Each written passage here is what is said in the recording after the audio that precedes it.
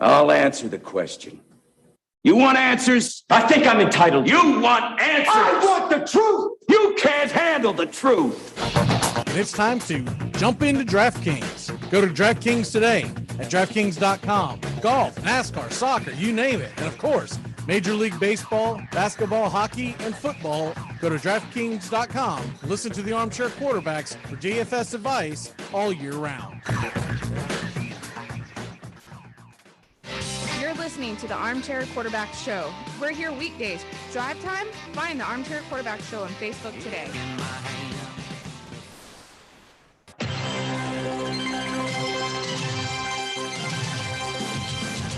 Armchair Quarterback Radio Show. We cover the whole SEC all season long. On first and goal, Franks, jump pass, hello, Tebow! From going deep, high arcing shot, it is hauled in! Terry Godwin, and he stays up! Godwin dances into the end zone, 75 yards! Tagovailoa flushed out of the pocket, he'll run with it, he's got the first down and more! Still on the run, he is gone! Touchdown, Alabama! Second down and 10, Garantano over the middle! Ty Chandler, it's a race to the end zone, and he wins it! 42 yards! Touchdown, Tennessee! What a great... Armchair.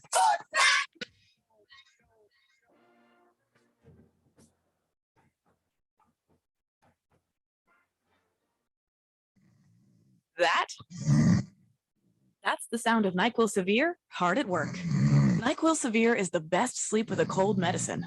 No tossing and turning, just rest and recovery. So you're ready to take on tomorrow. For powerful relief of your worst cold and flu symptoms, try NyQuil Severe. The nighttime sniffling, sneezing, coughing, aching, stuffy head, best sleep with a cold medicine. Use as directed. Keep out of reach of children. Make sure to listen to the Armchair Quarterbacks. Drive time. Armchair Quarterback Show. Good enough for us down here in the bayou. Go Tigers and the Armchair Quarterbacks.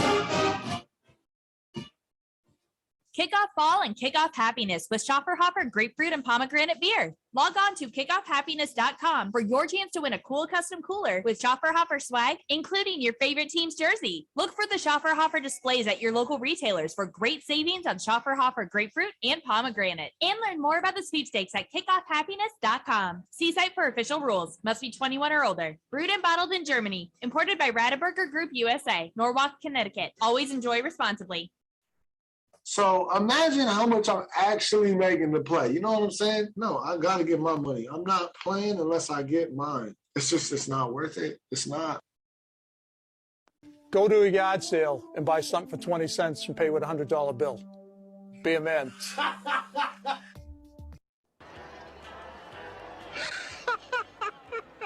We have been hoodwinked, bamboozled, and flat out deceived. There's something kind of about a kid that's never played baseball. But what the hell, boy? Make sure to listen to the Armchair Quarterbacks. Good enough for us down here in the bayou. Go Tigers and the Armchair Quarterbacks. It's morning. Yes, and what a lovely morning. Allegiance to the flag of the United States of America and to the republic for which it stands, one nation, under God, indivisible, with liberty and justice for all. Try to jump in.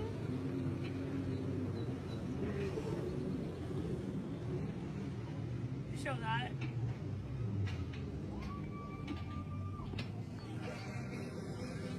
Oh my God. Armchair.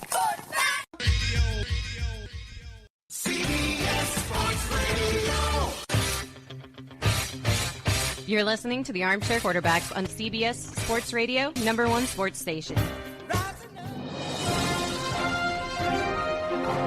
Good morning, and this is your Armchair Quarterbacks Sports Flash. We kick the week off tonight in Major League Baseball with a handful of games with a lot on the line. In the American League East, you'll have the New York Yankees at 7:05 hosting the Angels as New York tries to stay in the wild card hunt. The Atlanta Braves, fighting for their playoff lives in the NL East, they will travel to Miami. Tuki Toussaint is on the hill for Atlanta to face the Miami Marlins. At 7:10 on ESPN Plus, the Tampa Bay Rays host the Baltimore Orioles. Ryan Yarbrough takes on Matt Harvey. Cubs and Reds at Cincinnati is chasing down that second wild card. Wade Miley will be on the hill for the Redlegs, and the Cubs will send Justin Steele to match them up. The Oakland Athletics on ESPN, 8 Eastern. They're in Chicago to take on the White Sox. Frankie Montas versus Dallas Keuchel. And 8:10, you got the Cleveland Indians and Cal Quantrill. They're hosted by the Minnesota Twins and Griffin Jacks. At 8:10, Jake Odorizzi at the Royals. Carlos Hernandez will square off against the Astros. And at 8:40, the Rockies and Padres. San Diego sends Ryan Weathers to the mound, while Colorado counters with Antonio Senzatella. The New York Mets start their West Coast road trip. It's Rich Hill on the bump, and he'll face Kevin Gausman in his 11-5 record and 2.29 ERA. Dodgers and Pirates. Pittsburgh will try to counter David Price with Will Crowe. The Tampa Bay Buccaneers waived 3 players on Sunday following their preseason opening loss to the Bengals, and one of them was a larger name than expected. Former Navy cornerback Cameron Kinley, who was given special exemption by the Defensive Secretary Lloyd Austin to delay his service to the Navy so he could attend Buccaneers training camp. The exemption was a reversal from when Acting Secretary of Navy Thomas W. Harker declined to forward Kinley's request to the Secretary of Defense after Kinley had attended rookie camp with the Bucs as an undrafted free agent. Florida Senator Mark Rubio caught wind of Kinley's plight and wrote a letter on his behalf. Coach Bruce Arians called Kinley, who was president of his class at Navy, a great young man. Kinley told ESPN he does intend to continue playing. Quote, "I'm definitely grateful I had an opportunity to be a part of the organization. I was able to learn a lot. The Buccaneers, the best in the business this season, and I look forward to what God has next for me," unquote. Kinley finished Saturday's game third on the team with 6 tackles, 5 solo. He also faced tough odds making the Bucs rosters, who returned everybody from the starting roster of the Super Bowl 55 win. New York Yankees ace Garrett Cole has recovered from COVID-19 and will start Monday against the LA Angels. Cole is 10-6 with a 3.11 ERA in 21 starts. The 4-time All-Star was placed on the COVID injured list after testing positive on August 3rd. Cole described his symptoms as mild. Quote, "I'm feeling good, ready to go, and very much looking forward to it. I don't think we'll push the limits by any means because of the recovery will be more important," unquote. Cole, 30 years old, is in his second season with the New York Yankees on his mega $300 million plus deal. And that's your Armchair Quarterbacks Sports Flash. Stay tuned for the Armchair Quarterbacks radio show and YouTube Live. Please like, subscribe, and share our show today. The Armchair Quarterbacks, your first choice for sports talk, live from the First Coast.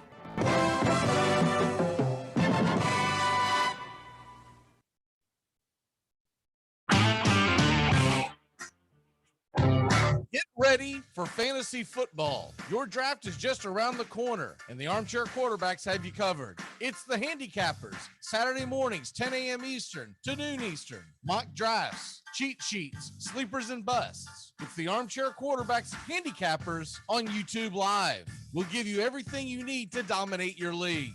Watch the Handicappers Saturdays, 10 a.m. to noon Eastern Time. Because getting ready for your fantasy football draft is more important than whatever the hell you're thinking about right now.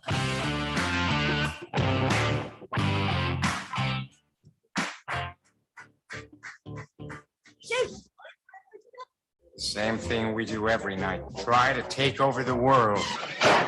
106 miles to Chicago. We got got a full tank of gas, half a pack of cigarettes. It's dark, and we're wearing sunglasses. Hit it.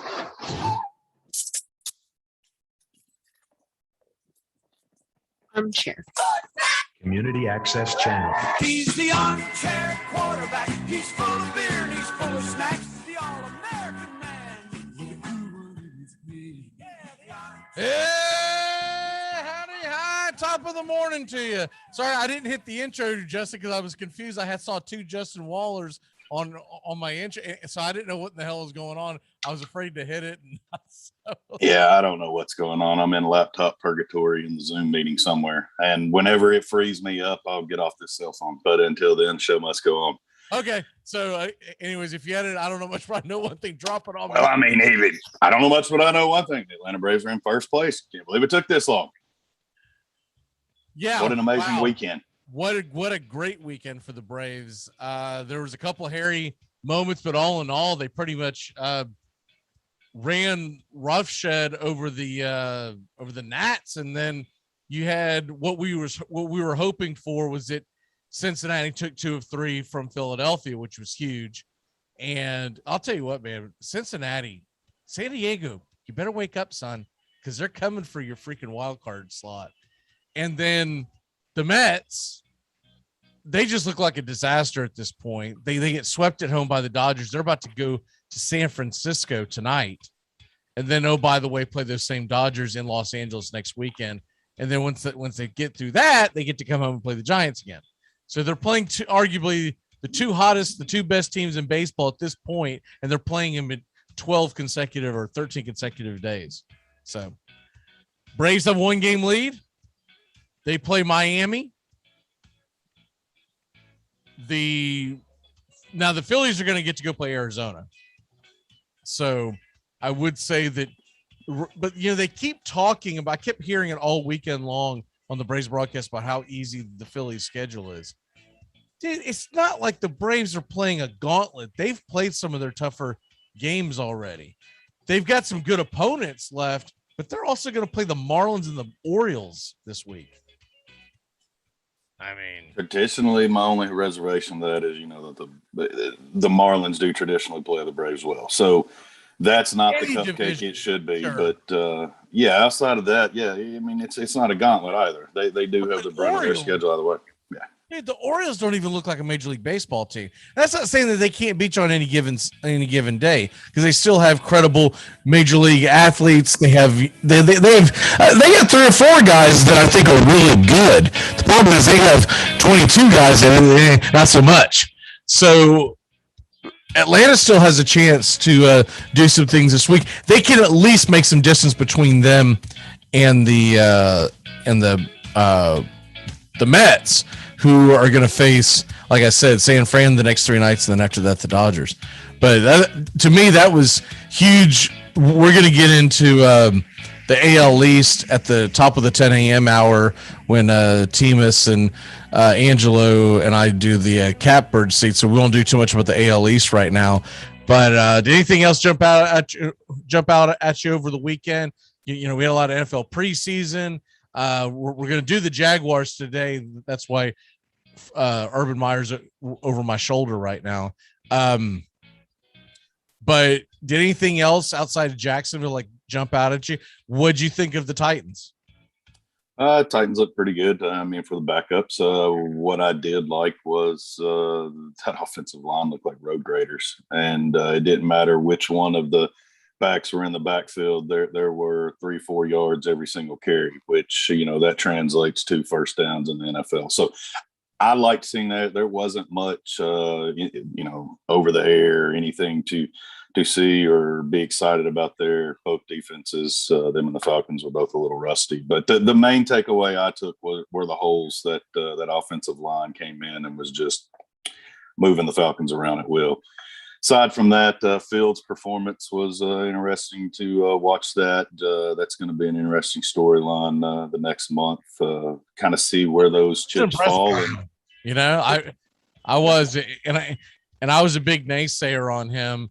Not by draft time, but in the middle of last year, I kept expecting him to do Justin Fields type things, which didn't ever seem like that he was very accurate. But I'll tell you what, he played well down the stretch last year in college, and I thought he looked for a first game preseason game. Yeah, he had a couple of gaffes, but I honestly think all in all, he looked pretty damn good. He definitely looked like a starter in the National Football League. Andy Dalton did not. I watched the majority of that game. That was rough. Andy Dalton, for them to try to tell you that he's going to be the starter for the Bears, anything past like week 2 or 3, hey, you're joking. That's an absolute joke.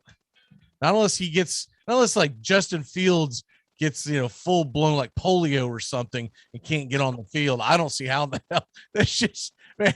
And I don't know what, did you see Andy Dalton's beard? I didn't pay attention to it now. Okay. He's like, it's hard to explain. He's like, it's like Mountain Man, but it's very strategically combed and razored in. So it's like Mountain Man with the touch of Hollywood.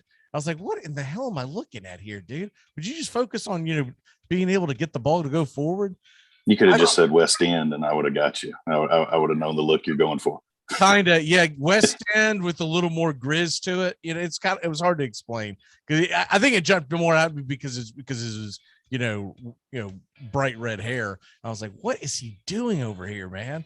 Like, do you either have a beard or don't have a beard? Don't do that. Whatever the hell that is, don't do that. And I'll be honest with you, I thought Tua looked like crap again. He second year quarterback, and he was throwing some ducks out there. I wasn't impressed by Tua.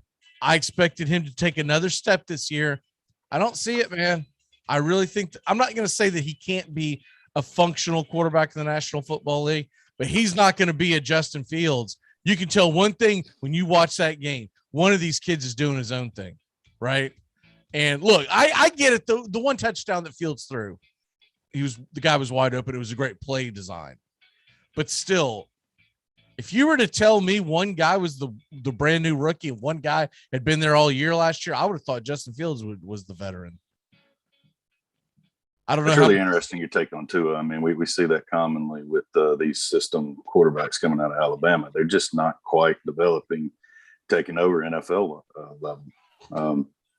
It's the one place in the system that isn't translating to Sundays. Well, I think one of the main reasons is their wide receivers are so damn talented. They get so much space. I would see it all the time when he was playing quarterback at Alabama. I always thought to myself, I wonder if this guy's actually going to be good, because I kind of it would remind me of when RG3 played in college. And you'd see like this huge separation. Well, anyone can hit a quarterback doing that. I mean, can hit a receiver doing that. He's got 4 yards on the other guy. When you get in the NFL, those pockets are much, and not only they're much smaller. He made a couple of just dumb throws. And look, maybe he's just getting the rust off. I'm not ready to sell the farm on him, but I'm not sold on Tua right now, man. If you gave me gun to my head, who would you rather have for the next 10 years off of that game alone? I am taking Justin Fields. I'm not even thinking twice about it. I'm not going to argue with you there. I still want to see it. Preseason's one thing. We'll see in September what that looks like, but exactly, it looks as if that may have been the plan to go. and Tua was going up against the Bears' #1 defense, which is a pretty good defense, the entire time. And Justin Fields did get to play against some schmoes, so I get that. But all in all, it's a great start. Speaking of starting your NFL career,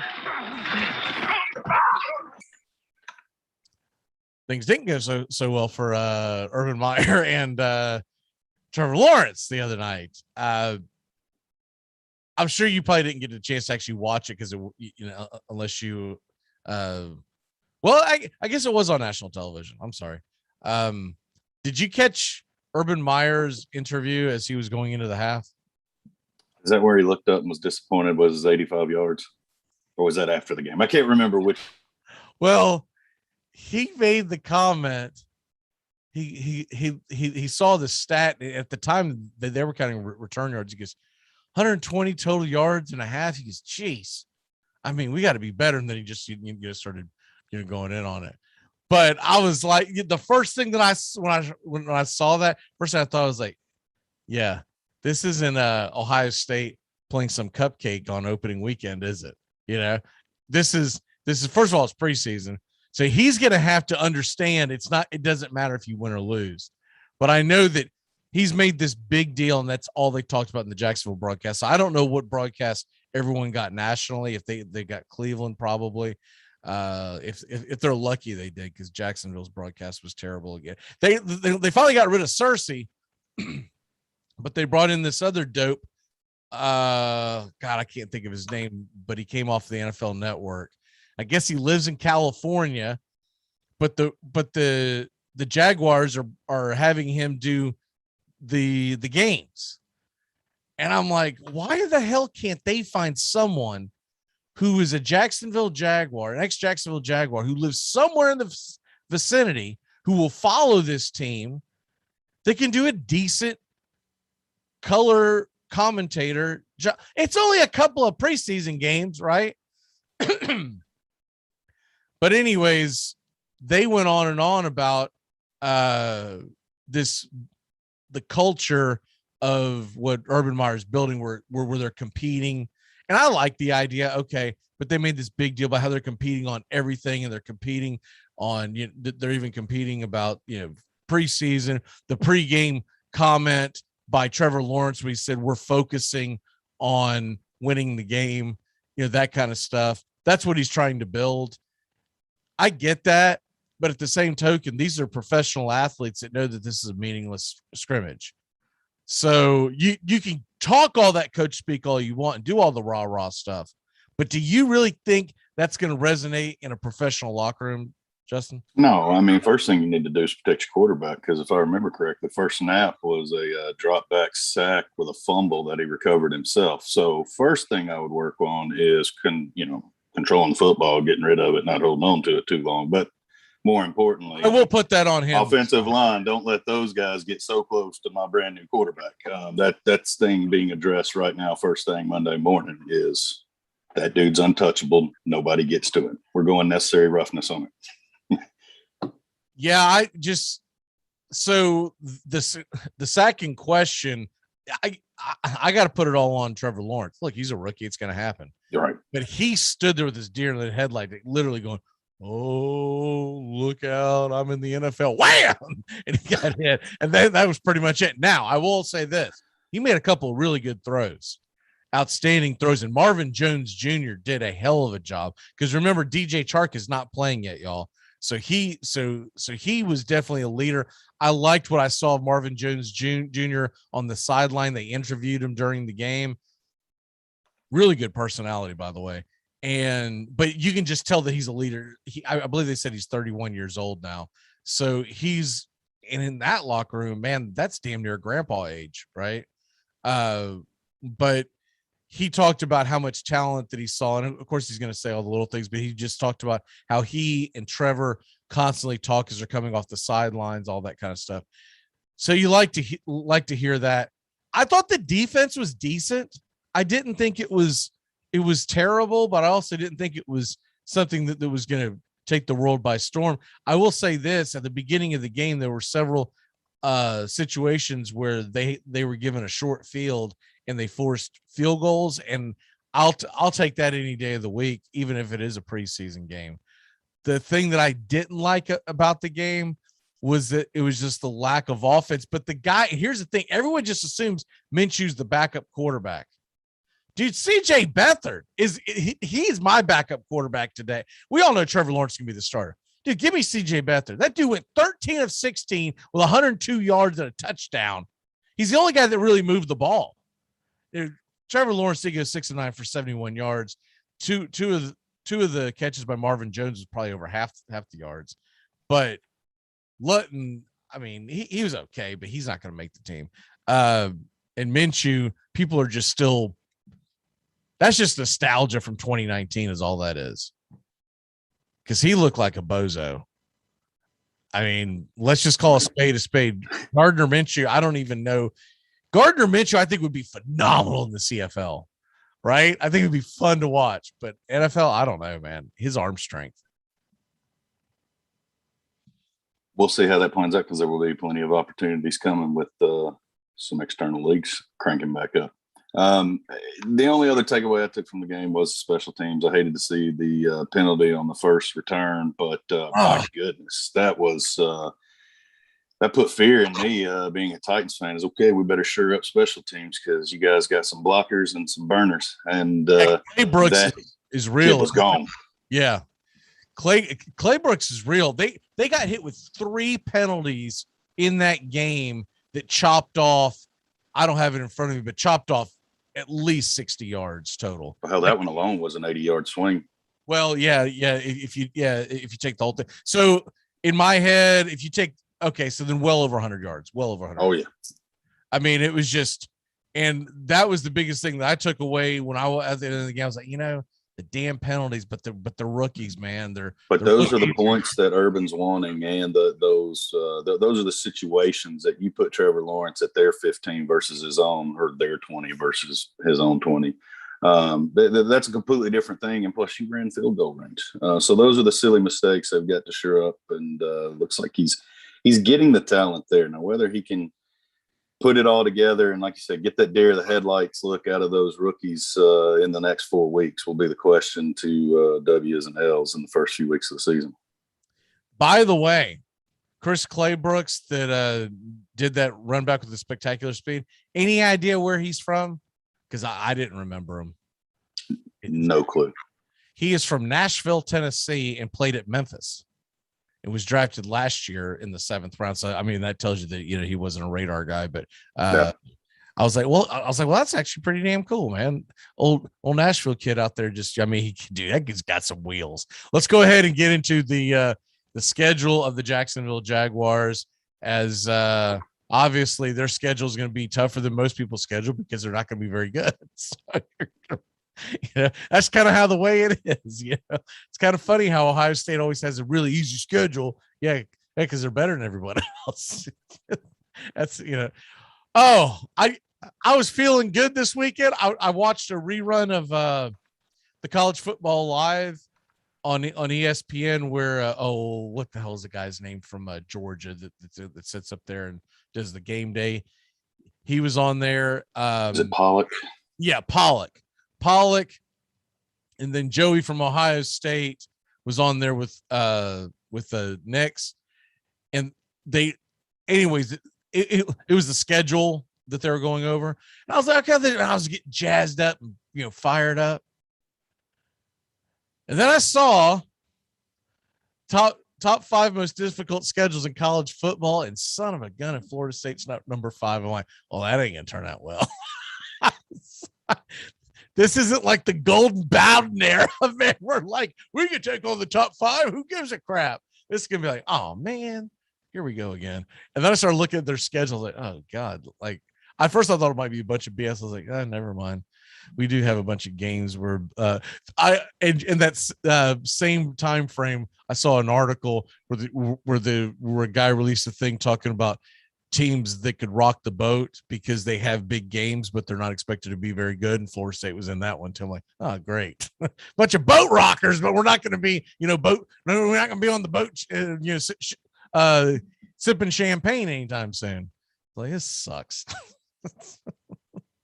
and then in the middle of it, Pollock starts talking about Tennessee and how bad they're going to be. And their roster got depleted and gutted. I was like, oh man. I'm ready for opening. He looked a lot bigger when he played in Georgia, is all I got to say. Yeah. I'm ready for opening day of baseball in 2022.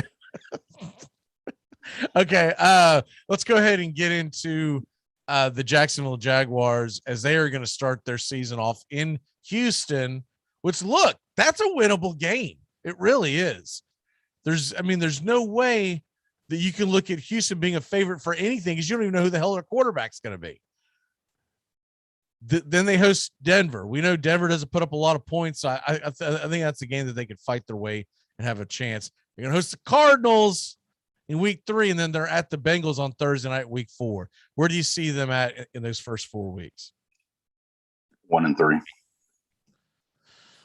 Is the Denver game in Jacksonville or in Denver? Yes. Okay. I had that jotted with my technical difficulties. I'm on my phone. So I thought it was out in Denver. So I had that one. Unless at home, I might change that and go 2-2. I had that 1-3 with the premise that they were visiting Denver. So I'll go 2-2. I think they'll definitely lose to the Cardinals and most likely lose to the Bengals. But I think this town's going to be jumping up and down, starting out possibly 2-0. I definitely think they have a chance in the Denver game at home, and I think they beat the Texans. That'll be, it really comes down to what kind of leaps and bounds that Denver takes from last year's offense to this year's offense. But yeah, they've got a chance, and it's an early kickoff, so you know that helps them. The next week, the Tennessee Titans division favorites come calling, and then they're at home again against the Dolphins. I don't know much, but I know one thing: I'm seeing a lot of home games. That means the back end's going to suck. So they're at home against the Titans, and home against the Dolphins, at the Seattle Seahawks, and then at home against the Bills. Where do you see that going? 1-3. Who is it that they're playing over in I thought they're playing a divisional game in England, aren't they? I don't have that in front of me as far as they don't have any of these listed, but I guess maybe hopefully it's the Colts or Texans. Oh, never mind. It's got to be the Dolphins because it's 9:30 a.m. Okay. So that'll be Titans, go to the Dolphins, have a week off at Seattle and at Buffalo. You're still going with what, 1-3? 1-3. Okay. So 2-2, 1-3. And then the next road goes to at the Colts, and home against the 49ers, and home against the Falcons, and then at the Rams. It's going to be tough. I still feel it's a 1-3, possibly a 2-2 if Wentz isn't in there, but I'll stick at 1-3. Okay, and then they'll finish the last 5 off will be at Tennessee, and home against the Texans, at the Jets, at the Patriots, and at home against the Colts to finish the season. I could coin flip a 3-2, 2-3 at that point, but I'm going to say you put some momentum and you've got some pieces and you find a way to win that third one and that last one. So I'm going to go 3-2 on that. Okay, so all in all, you got them at 4, 5, 7 wins. I mean, 7-10. I think Jacksonville fans will be jumping up and down with that. I don't think this is a 2-3 win roster. I think they're going to have some early bumps and bruises, maybe lose some close games. But as we see, there's some talent on that roster. They'll put it together and eliminate the stupid mistakes. And then that's when you start figuring out a way to win your close games. That's how you pull off the upset against the Denver or later on against the Jets or the Patriots that come in and you don't know what that roster is going to look like. So, and I'm predicting them to lose both to the Titans, but as we know in their series, a split is not out of the question. I don't care who's roster and who's quarterbacking. We've just seen crazy things in their history. So there's room there for 7-8 wins. I'm looking at the over-unders, which we might play that really soon because I got the whole list of them now that they've all been updated. But the Jaguars, let me see if I can find them real quick. The over-under for this season is 6. So, I mean, I think take the over. Yeah, I think 6 is about right, but I could see them winning 7 games. I really could. Now, if I sit up here and say 8-9 or 9-8, that means everything fell right, and they played some teams that were injured, etc. Look, if you're 7-10, the reality is with the expanded playoffs in the NFL, you're actually in the conversation till pretty late in December for the playoffs. And I think Jags fans would take that. It would be a huge success for Urban Meyer if they start off 2-0. Doesn't matter what the hell they do the rest of the way, but you could energize the city if you get them started off that 2-0.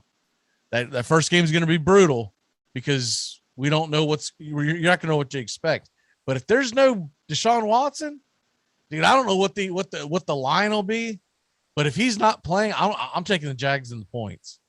I will bet that Urban Meyer will outcoach the Houston coach. That would be my, because you're gonna have 2 crap rosters, right?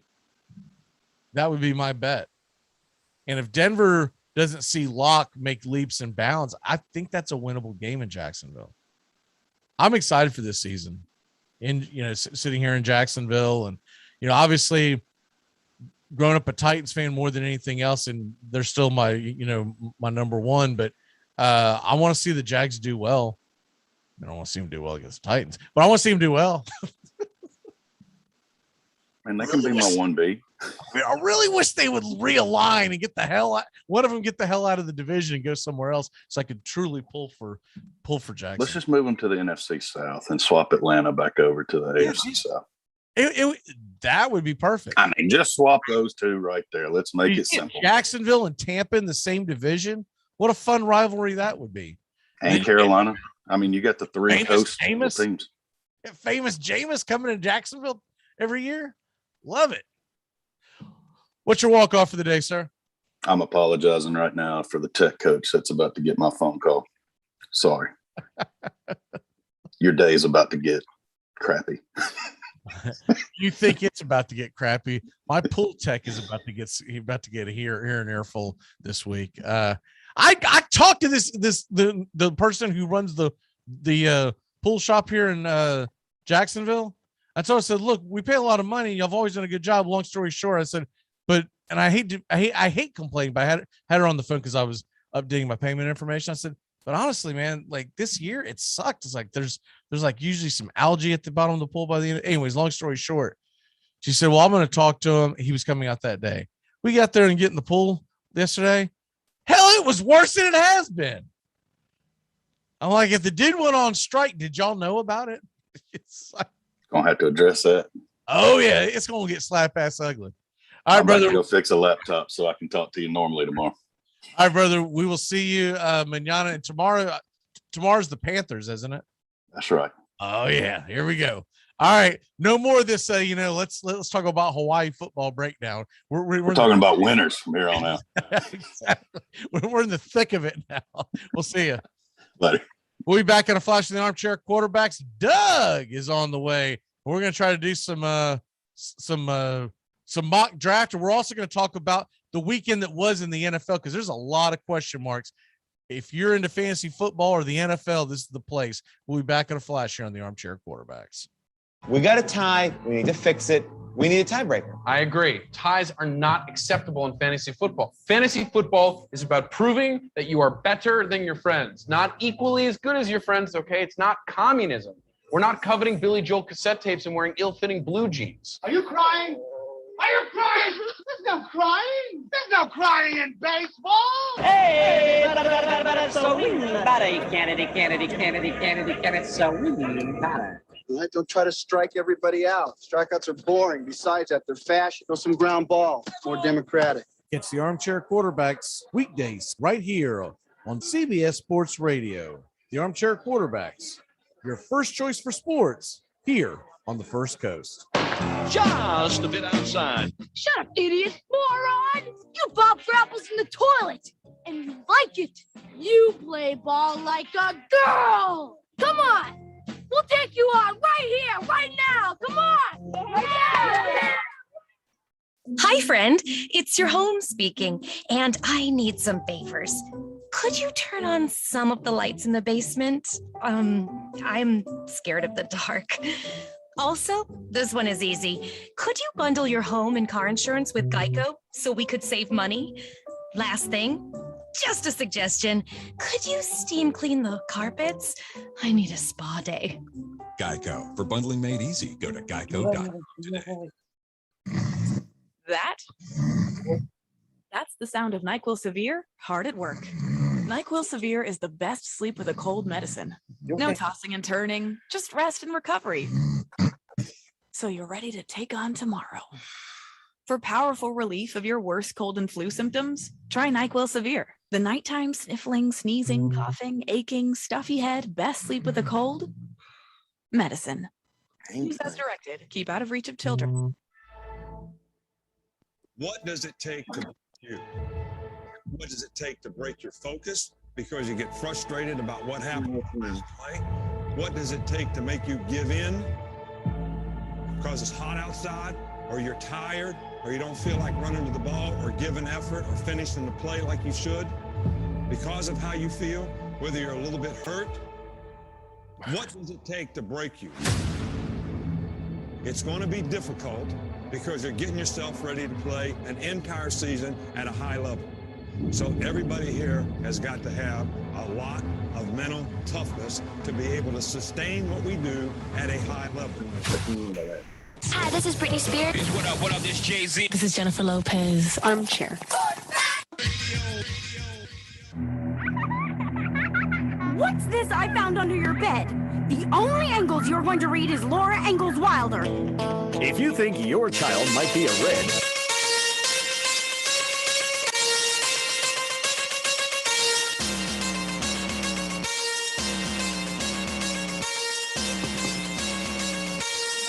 We're back. Doug,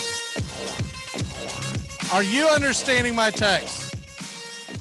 Partly. I only got part of it. Sorry. All right, jump in the Yahoo mock draft room, and if you see the one that says hang time, you only got like a minute to join, but it seems like there's some open. Jump in that real quick. If not, then we'll figure it out and go from there.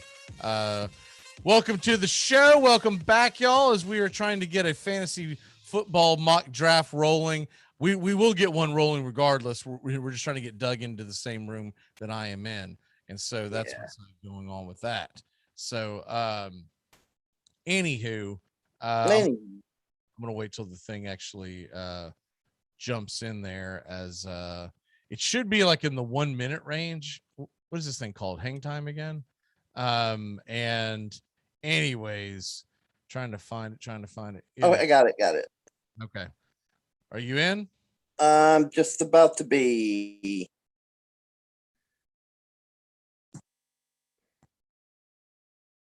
All right, I'm cool. in there. All right, cool. Hopefully I'll see you pop up in a second. I don't see you yet. I see, Should say in the first spot for some reason. I see Derek in the first spot in hang time. I don't think you're in the right room. But anyways. It says hang time in the mock draft. That's what you wanted. Okay. Maybe it hasn't updated on my screen yet. So we'll find out in a second, I guess. Yeah. Right? I'm going to wait for this thing to actually.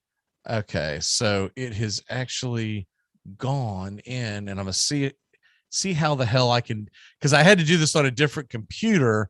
So I'm seeing how in the world I can actually do this and change it back over to the monitor that we need it on. So we're going to find out that today. I believe anyways, what's going on with you, man? I'm going to need you to take control and talk and not just sit there like a thumb, because I got something I got to try. What'd you do this weekend, son? What's that? What'd you do this weekend? Watched a lot of preseason football, believe it or not. I spent the whole weekend watching about every game I could get my hands on. What'd you think of the Raiders? I liked how the defense looked. I mean, you could tell Gus Bradley straightened out a lot of problems. Now, if you got the personnel to have a good defense this season, there's a couple of players who stood out. I liked Nate Hobbs. If you watch that game, defensively, he was one of the best players out there. Granted, it's a preseason game, but sure, but Nate Hobbs looked fantastic. I mean, go ahead. I got us in there. Okay. So, long story short, next week when we do this show, I'm gonna shoot you just the name of the damn room that I'm in, right? And just try to jump on there. So if you just see a name, because I'm not gonna type it all out because I got like right on during the break. So just jump in that room. But you're saying that you did like some of the things that you saw. Yeah. With yeah. But the Raiders defensively looked a lot better. I mean, it was refreshing to see somebody actually know how to cover someone. That's why I was highlighting Nate Hobbs, because Damian Arnett is still the bust that he was last year. And I'm hoping that after the way Nate Hobbs played yesterday, or Saturday rather, that they that he'll be that nickel corner for them, and we can say goodbye to Mr. Arnett. That was one of the things on defense overall. Offensively, I liked, even though he's probably just going to be the third string, Nate Peters playing quarterback. He looked good. I mean, it was good to see him play consistently. Now, one of the big things that I saw was Zay Jones, the 5th round pick. He played good. I mean, I could see him being, at least making the roster anyway. What team are you? Derek? Maybe that's how we got it. Well, here I'll draft and we'll see. Okay. All right. Did it? I guess so. I guess so. That's how they got it. Is Derek your roommate or something? I don't know why they got it on there like that. I don't know. But you did just draft, right? I just drafted like 3 seconds ago. Okay, so Derek must be your I guess that's the way they've done. I don't know why. Whoever owns the computer that that's pretty obvious. You obviously know a Derek, so that's whose computer you're using. No, I thought I was using mine. We'll see on the next pick. All right, go ahead. But anyway, that's how the Raiders a guy by the name of Derek. I don't know any Derek. That's what's freaking me out. All right. But all right. Back to the Raiders. Yeah. I was just saying, like I said, defensively, they look good. They look like Gus Bradley's system is actually kind of sinking in. So between Hobbs and another player named, I think his name is Nathan Fallon, both of them look really good as far as defense goes. Offensively, like I said, there wasn't any starters out there. It was basically the third string playing. And Zay Jones looked good. Looked like, all right. So we're in the middle of the mock draft, and you took McCaffrey. It's coming down to me. I've got the number 8 pick. This is an 8-man mock draft. I try to do it as small as possible. That way we can get through most of it by the end of the show. I'm about to pick, and I'm seeing some guys that are sitting there, and I'm treating this like this is a half-point PPR, et cetera, et cetera. I don't know what they're at, the mock, who the hell knows what's going on. But I'm looking at this and I'm like, okay, I gotta get an elite player, and I think I'm gonna go Tyreek Hill. Okay. And then I'm like, okay, the best running back available is Saquon Barkley. That dude's got some injury issues, bro. I don't know, man. I'm gonna go with Devontae Adams. I'm gonna double up on the wide receivers, and I'll worry about running backs later on down the road. If I've got Tyreek Hill and Devontae Adams, I feel pretty good about the way my team has started. And I'll just have to get quality and much more quantity of quality running backs. I won't have the elites like you got C-Mac, but in other words, when you hit 8th, you're not going to have Derrick Henry's not going to be there. Dalvin Cook is not going to be there. So you have to kind of play that game. And I would rather have 2 guys that are explosive than me taking a chance on Jonathan Taylor, who I'm very skeptical on this year. And then Najee Harris, I'm really skeptical on why he's going side. He's a rookie behind a terrible offensive line. Mm-hmm. He's an incredible athlete, and maybe he can do some great things. But usually you need an offensive line in the National Football League. Yep. Not since the days of Barry Sanders have you not needed an offensive line and still be fantasy gold. So it's coming up to you. You're about to go back to back. You've got C-Mac already. Where are you going now? I gotta, I'm a firm believer you gotta grab your running backs first. I've never there. That's one thing that people don't realize. The quarterback or running back talent, it drops off at almost 35% after going into the second or third round. Wide receiver is deep, so if I'm going to take anybody, I gotta get another running back. But since I have back-to-back picks, then I can pick somebody else. I can go ahead and pick up a wide receiver after. Well, it looks like you took back-to-back wide receivers, so that didn't make any sense what you just said. Yeah, it did. Here. I'll show you what I mean. I thought you said that you had to get a running back. Right, and I just did. I don't know who dude. I'm looking at your team. You just drafted back-to-back wide receivers. You got McCaffrey, Ridley, and Hopkins. No, I didn't. Then you're not in the right league, bro. That's all I can tell you, man. I'm looking at your team, the Derek W. Yeah, it's not the same one. It's just we're probably synced in the draft together, but it's not this. No, because I just took McCaffrey, and I just took Hilaire and DK Metcalf. Those were my three guys. Which means that you're not in. It's not the same. It said the same thing, so unfortunately. All right. Sure it did, Doug. Sure it did. All right, that's fine. We'll kind of maneuver the way it goes. I'll just tell you who I pick as I go along. All right, and then I'll tell you who your alter ego is picking. Your alter ego picked Ridley, Hopkins, and C-Max. So that's how that team starts. And he's what. So in this mock draft, I've got 4 real people and 4 computers. He is an actual real person. Now it's back to me. I right now have Hill and Adams, and I've got to go, okay, where am I going to go next? Now, if I go running back, which I think I'm going to go ahead and get some meat and potatoes, I'll go ahead and grab David Montgomery. It's not a terrible pick right there. No. Aside, I'm going to double up at running back. I'm going to go J.K. Dobbins, take my chances. I like his upside more than Carson, although I'm going to be kicking myself in the ass if Carson has a great year because I've had Carson almost every year. But I worry about the drop-off from last year from the nagging injury. If he comes back like Carson and do some Carson things, I'm going to be hating life. But I want to know that I have a number 1. So right now, my team's looking pretty good. Start off in the top 4 picks that I've got, and I had the number 8 pick in the draft. In an 8-man draft, I've got Tyreek Hill, Adams, Montgomery, and Dobbins. So now I've got my run. Now you could do this in an 8-man league, right? Mm-hmm.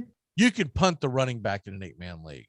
Exactly. You can't do it in a 12-man league. If I would have done Devontae Adams and Tyreek Hill in a 12-man league, then I'm going to be drafting like Trey Sermon as my first running back by the time it gets back to me. I'm going to be out there going, well, I hope Melvin Gordon keeps it together. I'm going to put him together with Leonard Fournette. We're going to hope we get 9 points out of these guys every week. So it should be pretty close to your team drafting. Now, right now, what does your team actually look like? I got McCaffrey. I'm forgetting this because we're not on the same thing. I took McCaffrey, Metcalf, and Clyde Hilaire. That's what I've gotten for 3 rounds. So you got an elite running back, a pretty damn good receiver. I don't know if I would call him elite yet at this stage in his career, and a running back that has high upside. You just hope he does a hell of a lot better than he did last year. And look, last year could just be rookie things, right? Mm-hmm. So coming back into this round, I'm probably looking at another wide receiver, or this might be where I go ahead and take a tight end. And in this setup, Mark Andrews is sitting there. Okay. And he's, like I said, he's number 4 on my list, so I may go ahead and just take the tight end. Has your pick not came back around yet? It's just about to. I'm 1 away. Because I'm about to hit the bottom of the 6th round. Yeah, mine's slower. Mine's there. I think this one has a lot more auto picks than yours. Are you in a 10-man league or? Yeah, it looks like. Okay.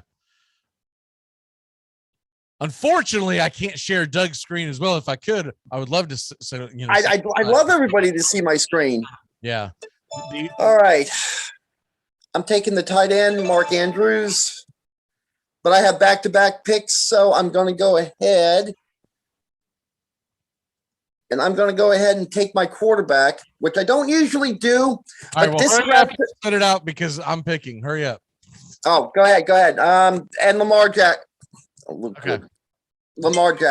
All right. So I got back-to-back picks, and what's sitting there available for me for any kind of I might actually go a little rogue here. Tight end. Screw that. Quarterback. I'll go ahead and do something stupid and take a quarterback here. Let's go Lamar Jackson. And I don't think I'm going to worry about tight end. I'm worried about my flex. My flex, there's kind of slim pickings as far as someone who's money. Look, he is the starting running back. Problem is Is he going to split a lot of time? I'm hoping Josh Jacobs has a bounce back here. I'll go ahead and take a chance on Josh Jacobs. It's not just because we got a Raider fan on the show. I'm not. I don't like what Miles Sanders did last year. And I really don't like that I'm reading reports saying he's going to literally split time out of the backfield with Boston Scott. Yeah. I mean, Boston Scott is like 5'2" and 113 pounds, and he can't beat him out for a straight up starting position. No. Because one of the things that makes Miles Sanders so attractive to you is that his ability to catch out of the backfield. But they're saying the Boston Scott is going to be catching out of the backfield as much as Sanders. Mm-hmm. Now, look, that's a different story if they're literally both going to be in the backfield at the same time. But that's not the way it reads in all the reports I'm seeing. Excuse me. So I've got Lamar Jackson right now. My team looks like this. I've got Lamar Jackson, Tyreek Hill, Devontae Adams, Montgomery and Dobbins and Jacobs. A pretty solid team to start off. Now, granted, this is an 8-man league. What does your team look like right now, Doug? Right now, like you, I've got Jackson. I got Metcalf, McCaffrey, Hilaire, and Mark Andrews. Okay. So the one thing I am missing is a tight end. And if there's a good one left, as it's coming back around to me, I will definitely jump on one, but I'm not going to make a reach. And Mark Andrews just went off the board, and I think he was the last, like, quote unquote, good tight end, especially in an 8-man league. I've got to look at the fact that most of these other tight ends ain't going anywhere. Right. So I'm going to worry about bolstering my team because the honest engine is you got Higbee, Tunyon, Thomas, Goddard, Fant, Gesicki. I think all those guys are interchangeable. And if those are the only tight ends left, hell, that means there's at least 5 or 6 already off the board. So I can punt the tight end for at least one more go around. So I'm going to try to go out and get some depth. Running back depth would be ideal. I'm going to go Gaskin. If he's there, he's still 3 picks away. If not, I will probably go Mike Davis. I am intrigued by Trey Sermon. You're seeing a lot of things about him. And it looks like more and more that he may be the starter over Mostert. That Mostert may be. Problem is, I think Mostert's going to vulture him at the goal line. So I am going to take Myles Gaskin. He is there. As I come back around, I'm going to see what's up at wide receiver. Still some pretty good wide receiving options. And just because haven't done this much, I'm going to go ahead and grab Julio Jones. It concerns me about his injuries. I don't know if I would do this in a real draft. I'm almost wondering if he might be at that stage in his career where he's almost going to be more of a decoy. And though he might have a big play here and there, I don't know if I don't, honestly, Adam Thielen probably would have been a guy I would have been drafted before him. I probably would have went, who else? I mean, honestly, I probably would have grabbed Tyler Lockett, but I haven't done Julio Jones. So I'm going to go ahead and throw him out there just to see what he can do. I'm intrigued by what Jerry Jeudy may do in Denver this year. Juju Smith-Schuster is the biggest wild card. He only had 831 yards last year, but he was projected last year for like 1,300. Yeah, but I think he's a complete bust. I mean, I think he's just complete garbage. I don't think they have any faith. Yeah, I don't think they have any faith in him anymore. So I hear your noise. Who are you picking? I just took Mike Davis, running back from Atlanta. More so a bench player, just to see. I mean, just depth at running back. I'm very intrigued on how he's going to work in Atlanta's offense. I think it's going to be kind of a feast or famine thing with him. I think either he's going to fit in or he's going to bust out. But either way, I mean, he's not going to be one of my starters. He's just a bench player, just somebody I want to put in my pocket and see. Right. Well, see, the thing is that the guys that I was just mentioning, they weren't winning any of my starting players either. So, right. When I talk about, some of these receivers and are talking about Juju Smith-Schuster, that guy would have been behind Julio Jones on sitting on both of them on the bench. Because when you got Tyreek Hill and Devontae Adams, ain't many times I'm going to be changing these guys out.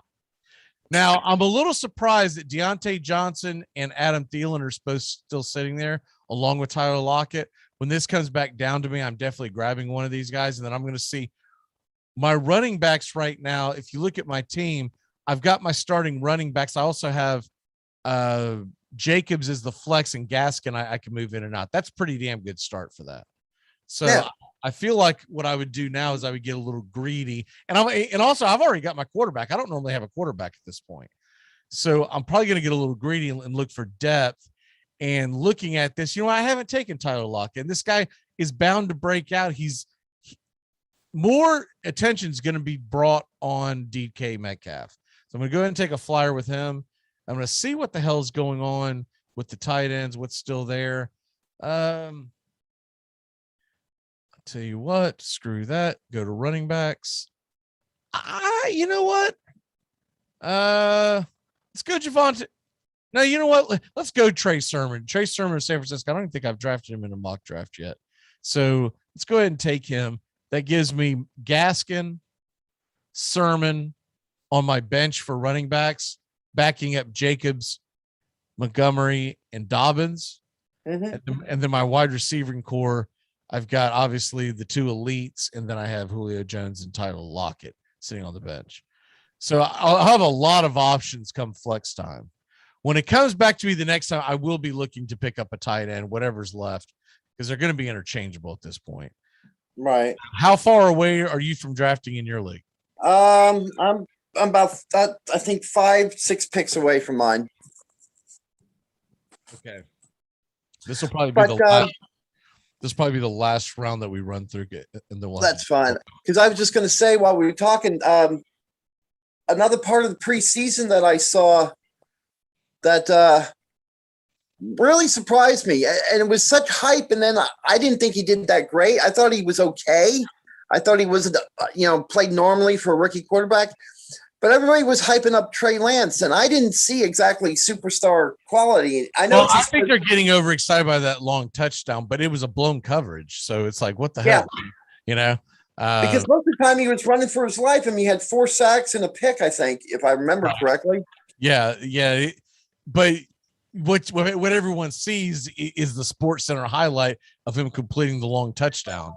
And so it's, we all know what that's about. I mean, they try to hype up all the young players because they're just trying to get you to watch the highlights. But exactly. That's why it comes down to what I always say. You have to watch the games. And I've watched a good portion of the preseason games. I'm going to watch even more this week when I'm working during the day. I'm planning on watching them all. I don't know if I'll get to them all. I watched the Titans game. I thought they looked okay. Nothing great. Jaguars looked like a young team. I saw some promise there. I've not watched the Bucs yet, but I have watched the Dolphins. I thought they looked tragic. I don't think it's going to be the year the Dolphin fans think it's going to be. No. And see, I feel like I caught another game, but Justin Fields looks like he is what he was advertised to be, because he started off rocky, but once he got into the rhythm of the game, he looked really good. Yeah. Oh, I really liked what he thought, what he did. I thought he was very good. Now it's a preseason game and he played against the Bums, so who knows? But I think it'll be a better litmus test this week when it's more of a dress rehearsal. Okay, it's gone back to me. Tight ends are here, so I want to make sure I get a tight end since we're gonna be getting off here soon. Went in and grabbed my tight end. And let's see, is there a good backup quarterback I could throw in there? Holy crap. Aaron Rodgers is still, dude. Duh. I got Aaron Rodgers and Lamar Jackson. One of those dudes ought to do pretty good. I don't understand why Aaron Rodgers is as low as he is. Now, I don't understand that either. I'm in one league where we have this diehard Packer fan, and she always drafts Packers. I know that guy's going like in the first round in that league, but I'm not saying he should go in the first round. What I'm saying is, and believe it or not, she actually does really well. She always does really well, but she is a Packer homer. She doesn't want to hear about it. She's going to draft Aaron Rodgers. And And I've thought, and there are times where I've thought about drafting just to piss her off, but I never do it. But anyways, he's going a lot lower than I would expect a guy coming off an MVP season. Nobody trusts him right now, but I think it's foolish. I mean, he's playing for Green Bay this year, so I could see him having another MVP season now.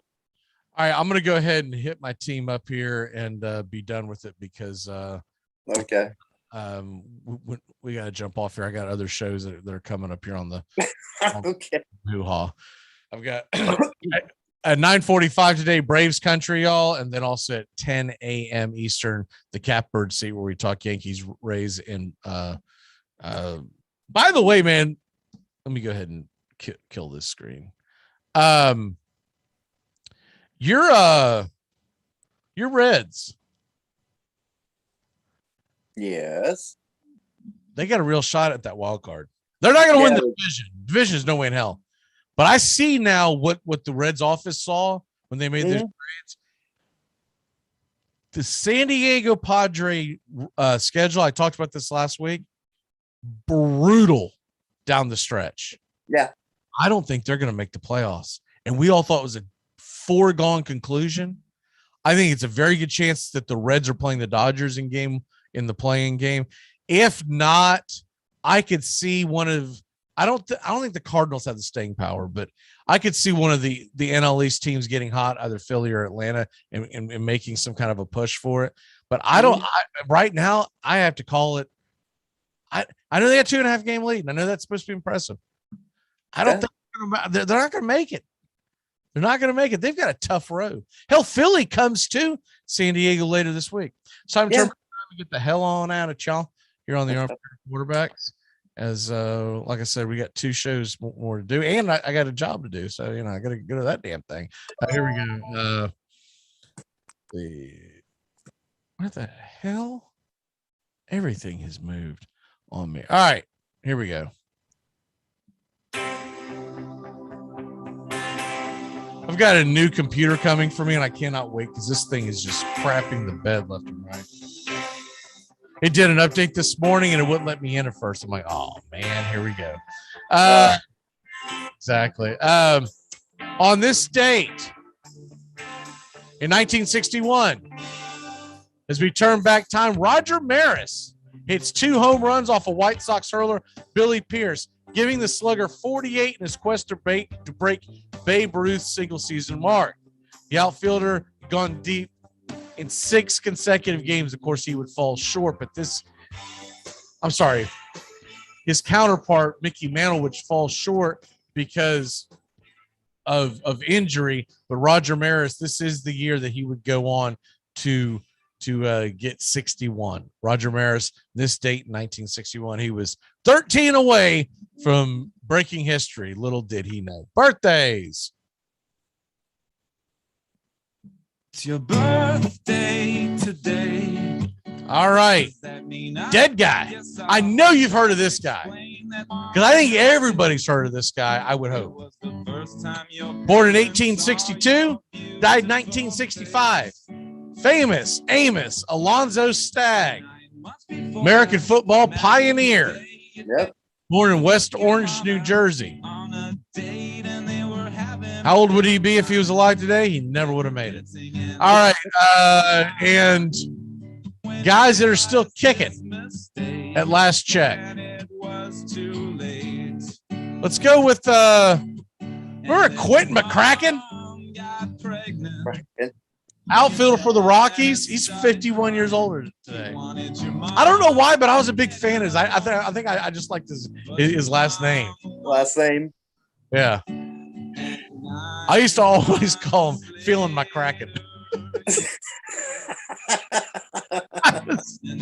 First time I've seen him pop up on birthdays before. I don't know if they just added him or if I haven't seen it in years past. So happy birthday to Feeling My Kraken. Damian Jackson is 48 years old today. Another baseball guy from the 90s. What is your walk-off for the day?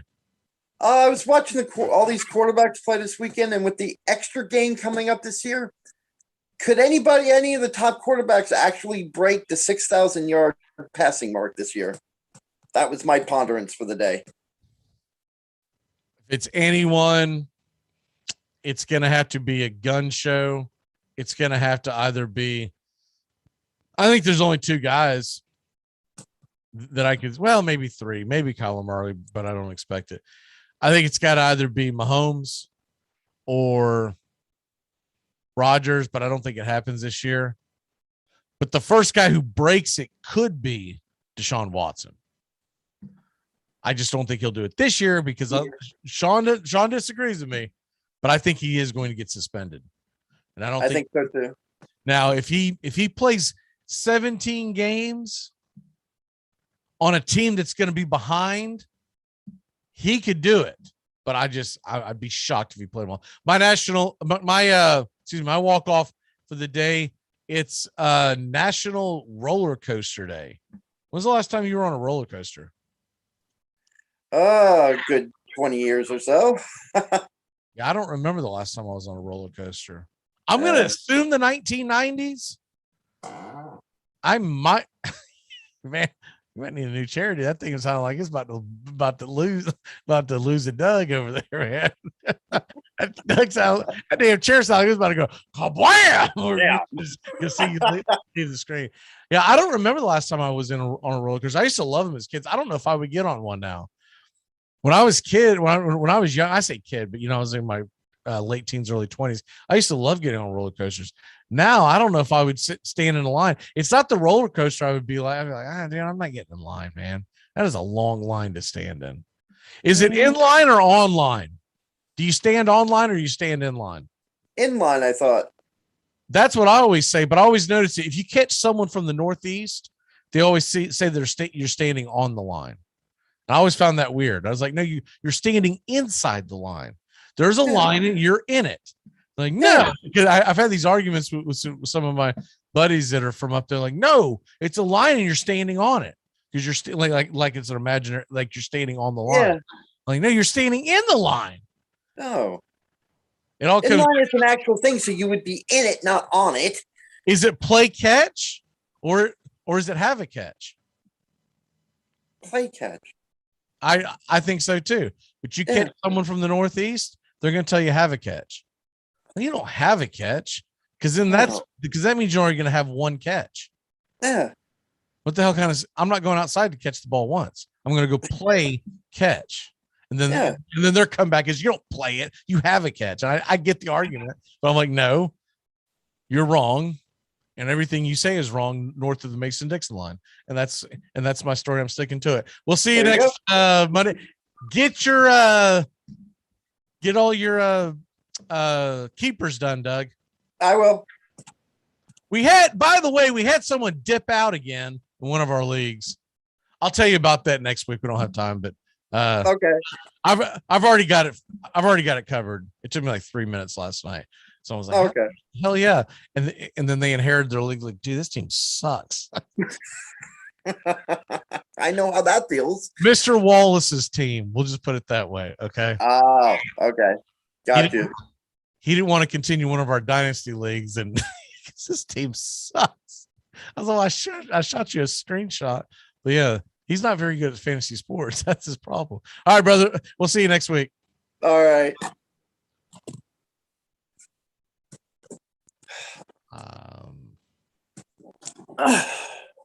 I don't see well, ain't this something? All right. Well, I don't know if I've deleted the thing or not, but we will see. We'll see you tomorrow. I guess I'm gonna have to leave you with a different kind of sound because I do not see that update. Must have knocked it out. All right, we will see you mañana. Have a great day, y'all, and that really caught me off guard. All right, we'll see you. I don't even have a damn outro to hit. Screw it.